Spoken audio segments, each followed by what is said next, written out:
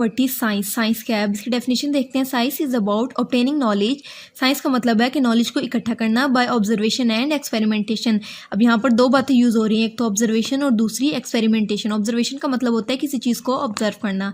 जैसा कि अब मैं एक बाग में खड़ी हूँ तो मुझे वहाँ पर डिफरेंट कलर्स के फूल नज़र आ रहे हैं, तो मैं कहूँगी वाओ ये फूल कितने प्यारे हैं। तो वो क्या होगा, वो ऑब्जर्व करना होगा कि मैं उनको देख रही हूँ, ऑब्जर्व कर रही हूँ। और एक्सपेरिमेंटेशन का मतलब है कोई तजर्बा करना। अगर मैं उन फूलों को लेकर कोई तजर्बा करूँ, जैसे मैं एक फूल तोड़कर उसकी टहनी जो है वो दूसरे मट्टी में दबा दूँ, तो मैं क्या करूँगी, मैं कहूँगी कि अब देखते हैं कि इसमें से फूल निकलता है या नहीं।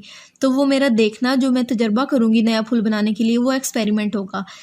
अब यहाँ पर क्या बात हो रही है, साइंस का मतलब है कि नॉलेज को इकट्ठा करना ऑब्जर्वेशन के थ्रू और उनके ऊपर तजर्बा करके एक्सपेरिमेंटेशन के थ्रू, and using that knowledge to describe and explain natural thing. और इस नॉलेज को आपने इस्तेमाल करना होता है नेचुरल थिंग्स को एक्सप्लेन करने में, कि हमारे इर्द गिर्द कौन कौन सी नेचुरल चीज़ें हैं। उसके बाद यहाँ पर साइंस को 3 पार्ट्स में डिवाइड किया गया है, बियोलॉजी, केमिस्ट्री और फिजिक्स। अब हम इन तीनों को 1 बाय 1 करके डिस्कस करते हैं। सबसे पहले यहाँ पर है biology. Biology is the study of living world around us, animals and plant. Biology का मतलब होता है तमाम जानदार चीज़ों की स्टडी करना। जैसे कि एनिमल वो जानदार हैं, प्लांट से भी जानदार है। अगर हम किसी एनिमल के ऊपर रिसर्च कर रहे हैं तो वो बियोलॉजी में होगा। अगर हम किसी प्लांट को देख रहे हैं कि ये प्लांट कैसा है, ये किस कलर का है, तो वो प्लांट्स के ऊपर रिसर्च होगी और वो भी हम बायोलॉजी में करते हैं। तमाम जानदारों के ऊपर स्टडी हम बियोलॉजी में करते हैं। उसके बाद है यहाँ पर हमारे पास chemistry. Chemistry is the study of all the substances that make up the physical world around us. Chemistry में वो तमाम सब्सटेंसेस आते हैं जो कि हमारे इर्द गिर्द की चीज़ें बनाते हैं। जैसा कि उन्होंने यहाँ पर एग्जांपल में दिया हुआ है ऑयल रिफाइनरी, यहाँ पर केमिस्ट्री यूज़ होती है। और यहाँ पर इन्होंने बताया हुआ है एजोटेड मेडिसन, मतलब कि मेडिसन भी सारी केमिस्ट्री में ही बनती हैं। तमाम केमिकल्स जो कि हम यूज़ करते हैं वो हम केमिस्ट्री की फील्ड में इस्तेमाल करते हैं। उसके बाद यहाँ पर फिजिक्स की डेफिनेशन आ जाएगी। Physics is the study of physical world around अस। जैसे कि इलेक्ट्रॉनिक फिजिक्स का मतलब होता है हमारे इर्द गिर्द वो तमाम चीज़ें जिनको हम टच कर सकते हैं वो फिजिक्स में आता है। जैसे कि इलेक्ट्रॉनिक्स की इन्होंने यहाँ पर एग्जांपल दी हुई है, ये टैबलेट यूज़ कर रही है, या कंप्यूटर के अंदर जो सारे पार्ट्स यूज़ होते हैं वो सारा फिजिक्स का काम होता है। मतलब फिजिक्स में हम क्या करते हैं, टीवी हमारे घर में होगा वो फिजिक्स की एग्जांपल है, फ्रिज फिजिक्स की एग्जांपल है।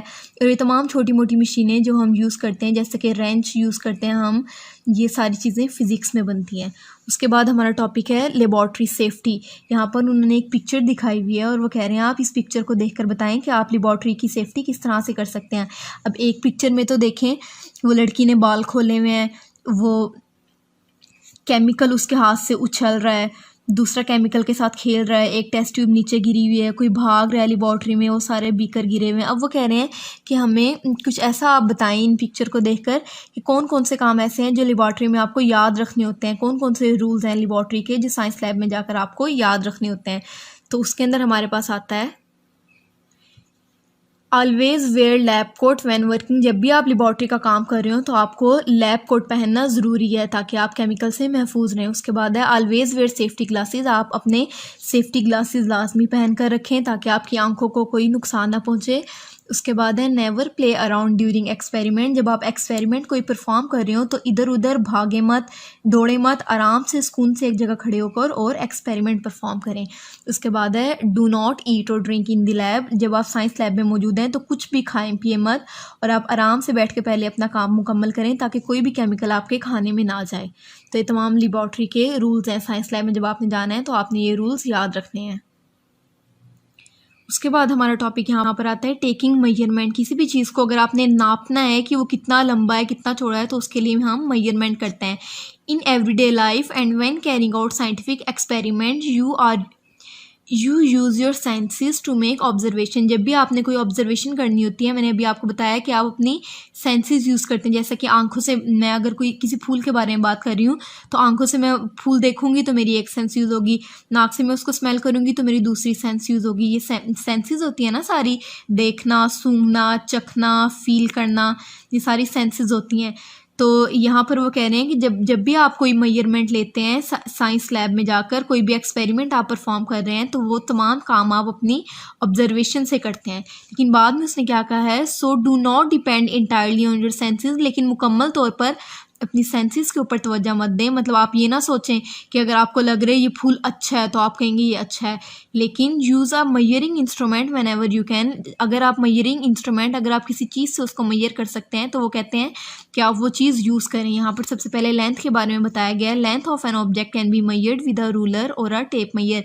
अब लेंथ को मैयर करने के लिए क्या ज़रूरी है, आप रूलर इस्तेमाल कर सकते हैं, मतलब स्केल से आप मैयरमेंट ले सकते हैं।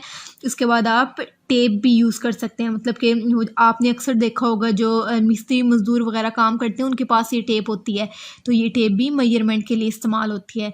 अब यहाँ पर उन्होंने यूनिट्स बताए हुए हैं कि आप जो है लेंथ को किस चीज़ में मैयर करते हैं। उन्होंने यहाँ पर यूनिट लिखे हुए हैं, किलोमीटर में मैयर करते हैं, मीटर में मैयर करते हैं और सेंटीमीटर में मैयर करते हैं। ये 3 लेंथ की यूनिट है।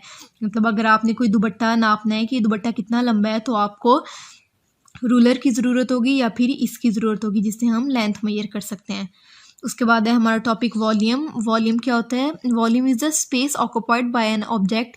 कोई भी चीज़ जितनी जगह घेरती है उसको उसका वॉल्यूम कहते हैं। जैसा कि ये एक सिलेंडर है, इसके अंदर जितनी जगह इसने घेर लिया लिक्विड ने, जितनी जगह इस लिक्विड ने घेर लिया है तो वो उसका वॉल्यूम होगा। अगर मेरे पास एक बाउल है, उस बाउल के अंदर मैंने पानी डाला है तो वो पानी जितनी जगह उस बाउल में घेरेगा वो उसका वॉल्यूम होगा। अगर मेरे पास एक टेबल है, उस टेबल के ऊपर मैं बैग रख दूँ, ये इस पेंसिल की एग्जांपल लेते हैं, बुक है, इस बुक के ऊपर मैंने ये पेंसिल रख दिया है। अब जहाँ पर मैंने पेंसिल रखी है वो एरिया मुझे नज़र नहीं आ रहा, मतलब इस पेंसिल ने इतना वॉल्यूम ऑक्यूपाई किया है जितनी जगह पर मुझे कोई चीज़ नज़र नहीं आ रही। अब इसी तरह ये सिलेंडर बताया गया है कि सिलेंडर के अंदर लिक्विड है तो ये इसका वॉल्यूम है। यूनिट यहाँ पर मिलीलीटर में मैयर करते हैं और क्यूबिक मीटर में आप वॉल्यूम को मैयर करते हैं। उसके बाद नेक्स्ट पेज पे मैस का बताया गया है। मैस क्या है? Mass is the amount of matter in something. Mass क्या होता है? किसी भी चीज़ के अंदर, mass is the amount of matter in something. किसी भी चीज़ के अंदर जितना मैटर है वो सारा उसका मैस होता है। मतलब कोई चीज़ कितनी भारी है वो उसका मैस होगा। जब हम दुकान पर कोई चीज़ लेने जाते हैं तो हम शॉपकीपर को क्या कहते हैं कि हमें 1 किलो गोश्त दे दो, तो अब उसको कैसे पता चलता है कि ये गोश्त 1 किलो है? उसके पास ही इस तरह की वेट मशीन्स होती हैं, वो उस गोश्त को शॉपर में डाल के और इस वेट मशीन के ऊपर रखता है तो उसको पता चल जाता है कि इसका वज़न इतना है, तो वो मैस होता है। तो मैस की डेफिनेशन क्या हुई? Mass is the amount of matter in something. कोई चीज़ कितनी भारी है, कितना उसके अंदर मैटर है, तो वो उसका मैस कहलाता है। और मैस को हम किस में मैयर करते हैं? ग्राम में मैयर करते हैं, किलोग्राम में मैयर करते हैं। अगर तो कोई चीज़ किलो में होगी, जैसे मैं दुकानदार को जाकर कहूँगी कि मुझे 1 किलो गोश्त दे दो, तो वो क्या होगा? 1 किलोग्राम। 1 किलोग्राम वो उसका यूनिट होगा। उसके बाद अगर मैं किसी दूसरी शॉप पर जाऊँगी, मैं कहूँगी कि मुझे थोड़ी सी चीनी दे दो, वो कहेगा थोड़ी सी कितनी? मैं कहूँगी थोड़ी सी, तो वो एक मुट्ठी भर कर और उसको शॉपर में रख देगा और वो इस के ऊपर रखेगा तो उसको ग्राम में उस रीडिंग मिल जाएगी। वो कहेगा कि ये 10 ग्राम है या 20 ग्राम है या फिर 30 ग्राम है, ये आप चीनी ले जाएं। तो ये था मैस। उसके बाद आपके पास टॉपिक है टेम्परेचर। टेम्परेचर किसे कहते हैं? Temperature means how hot something is. Temperature का मतलब होता है कोई चीज़ कितनी गर्म है। जैसा कि अगर मैंने एक चम्मच को हाथ लगाया है तो मुझे कैसे पता चलेगा कि कितना गर्म है? जब तक मैं उसको हाथ नहीं लगाऊंगी। अब हमने ये देखना हो कि कोई चीज़ कितनी गर्म है, वो हम कैसे देखते हैं? उसके लिए हम थर्मोमीटर यूज़ करते हैं।